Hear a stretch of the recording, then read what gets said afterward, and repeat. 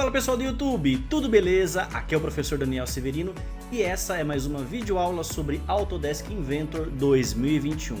Pessoal, antes de começar o nosso tutorial, um feliz ano para vocês de 2021, um ano cheio de conquistas, realizações e que toda essa zica aí vá embora o quanto antes. Pessoal, hoje eu vou falar de uma dica que na verdade é na parte do iProperties, onde eu vou colocar customizações na descrição, na tabela de descrição e fazer com que a tabela de dimensões, por exemplo, uma planilha de corte ou até mesmo ali as referências de medidas sejam exatamente o que você modelou. Então a gente vai parametrizar o nosso iProperties com a referência de uma tabela no detalhamento e a partir daí então ter um elemento inteligente.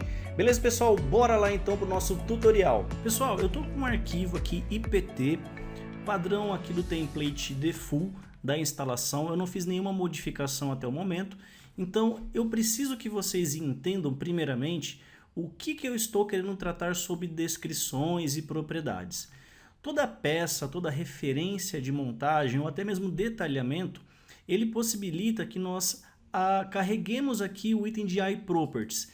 Isso é o DNA da sua montagem, da sua peça, e dentro da aba chamada Project nós encontramos o item chamado Descrição, Description. E dentro dessa função você pode colocar um nome da peça, a sua medida, e aí que está a referência de inteligência. Bom, eu vou criar aqui um esboço, ok? E eu vou criar um retângulo simulando uma ripa, uma peça para uma embalagem, para uma caixa de madeira, e eu vou colocar duas dimensões. Para quem já conhece a referência do iPart ou as propriedades e funções, que é o FX, eu colocaria como uma referência nominal ou o nome do meu parâmetro depois a medida. Então eu vou escrever o seguinte, ó, largura, só o item de larg, vou igualar uma medida e colocar a minha dimensão, por exemplo, de 100 unidades, 100 milímetros. Eu vou confirmar com Enter e esta nova medida agora, então de 100 milímetros, está renomeada com larg. Se eu habilitar a aba Manage, que é a aba de gerenciamento, e habilitar a função de parâmetros, o FX, eu tenho esse item já cadastrado. Eu vou repetir isso novamente na minha espessura, então eu vou abrir uma cota, chamar aqui de ESP, igual 20 milímetros. Até aqui nós cadastramos duas cotas, duas medidas, e o importante é que você sempre lembre dos nomes que você vai colocar. Feito isso, nós vamos habilitar o comando de extrusão.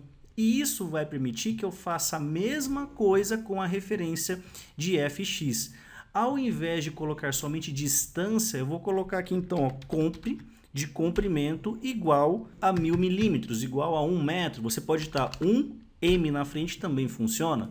Bom, isso é importante que você faça para que a descrição de comprimento vá funcionar no seu iProperties. Bom, passo número 2 então. Você vai habilitar o seu item de Manager. Você vai habilitar o comando de Parameters, que são os parâmetros de funções, e dentro desta tabela nós vamos encontrar todas as cotas ou medidas já existentes. Para que eu possa exportar isso nos itens de iProperties, eu tenho que habilitar exatamente essa coluna aqui, ó, de Export Parameters.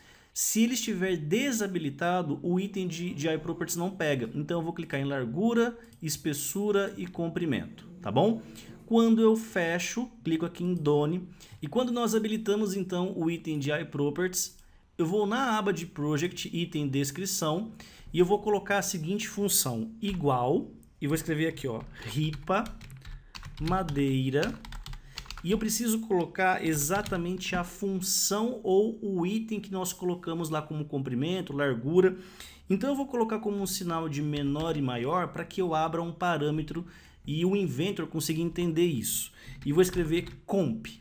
Uma vez que eu faço essa equação de igualdade, coloco algum nome, uma descrição e jogo dentro do símbolo de menor e maior a palavra do item da propriedade, quando eu aplico, automaticamente ele aparece para mim como uma unidade.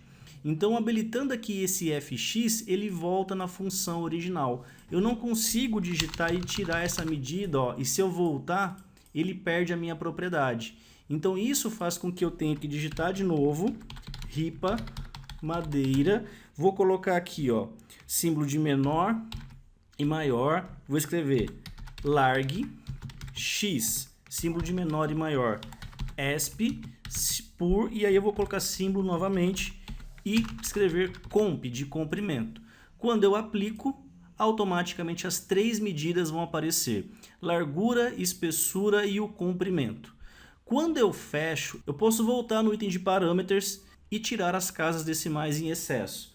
Por exemplo, model value, eu vou apertar o botão direito, custom property format. E aqui eu vou colocar exatamente quais as unidades que eu quero naquela descrição. Se eu quero em centímetros, milímetros, metros, polegadas, vou trabalhar em milímetros. Eu quero tirar o zero depois da vírgula, caso exista. Eu vou habilitar a opção Trailing Zeros. E no item de Precision eu vou habilitar aqui, ó, 2 casas. Tá? Confirmo com OK. Automaticamente ele vai apresentar para mim dessa maneira na tabela. Você vai fazer isso nos demais elementos, ok? Não quero que todas as funções tenham essa quantidade excessiva de zeros ou casas decimais. E quando eu fecho e volto para meu item de iProperties, ele já está corrigido. Tá, Daniel, mas isso funciona com quais outros parâmetros? Olha só, quando eu fecho esse desenho, vou salvar ele aqui e colocar como ripa 001, tá? E eu vou fazer agora uma montagem com 2 peças com a mesma técnica, tá? Só para que o vídeo não fique muito longo, eu vou dar uma pausa e já vou trazer essas 3 peças prontas em uma montagem. Pessoal, fiz aqui uma montagem, eu coloquei aqui mais 2 ripas. Nós temos então aquela primeira peça, onde está com uma ripa de 100 milímetros, que ela está fazendo apoio. Depois eu tenho uma ripa de 50 por 25 por 2 metros e um toco aqui tá 100 por 100 por 200. Bom, se nós habilitarmos aqui as propriedades dessas peças, as outras, né, que nós acabamos de criar, e habilitar aqui a função de descrição, ele já vai colocar para a gente exatamente as medidas que eu digitei tanto no esboço quanto na extrusão, que ele está pegando então do nosso item de parâmetros, os parameters. Fazendo isso, o que eu ganho de tempo? Ao habilitar um arquivo de IDW, nosso detalhamento, você vai carregar essa vista, tá, da sua peça. Pode carregar aqui quantas vistas acharem interessantes. Para quem trabalha com embalagem e estiver precisando de consultoria, manda mensagem para a gente, porque a gente é especialista em fazer esse tipo de projeto. O que acontece? Nessa referência eu preciso criar um plano de corte. Então, dentro da aba de anotação, eu vou em Part List, ou seja, lista de peças. E na minha relação de BOM, né, que é a parte de materiais e peças, né, eu vou trabalhar com estrutura com o vínculo. Tá? Feito isso, eu vou confirmar com OK e puxar para a minha lateral. Pronto, automaticamente ele coloca aqui, ó, na descrição, ripa madeira 100 por 20 por 1000. Ripa 2, ripa madeira 100 por 100 por 200. Ripa 3, 50 por 25 por 2000. Professor, mas isso ele está pegando da onde? Exatamente da descrição da peça. Olha só que interessante. Eu vou criar agora uma modificação nessas peças e pelo próprio item de parâmetros eu vou digitar aqui a minha largura, eu vou digitar 60, a espessura eu vou colocar 15 milímetros e o comprimento eu vou colocar 1,5 m. Ok? Confirmo, retorno para a nossa montagem, ela já foi atualizada.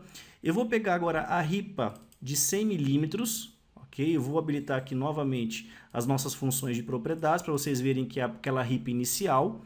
Vou ajustar as medidas, eu vou ajustar a minha largura para 125, a minha espessura eu vou passar para 10 milímetros e o comprimento para 1,20 m. Confirmo novamente.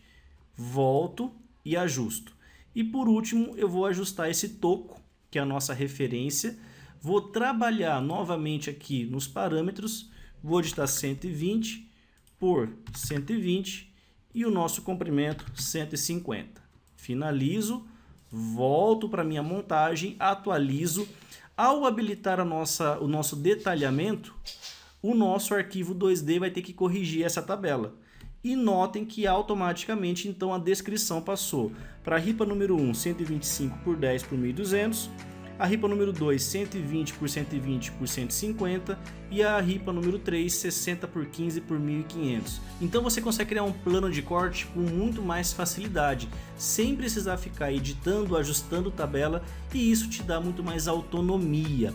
Beleza, pessoal? Então é isso aí, é uma dica simples que vale a pena você testar aí no seu dia a dia de trabalho e com certeza você vai ganhar produtividade com isso. Beleza, pessoal? Então é isso aí, recados dessa videoaula. Se você está precisando de consultoria, treinamento ou suporte técnico na área de projetos, entre em contato com a nossa equipe. Contatos estarão na descrição desse vídeo.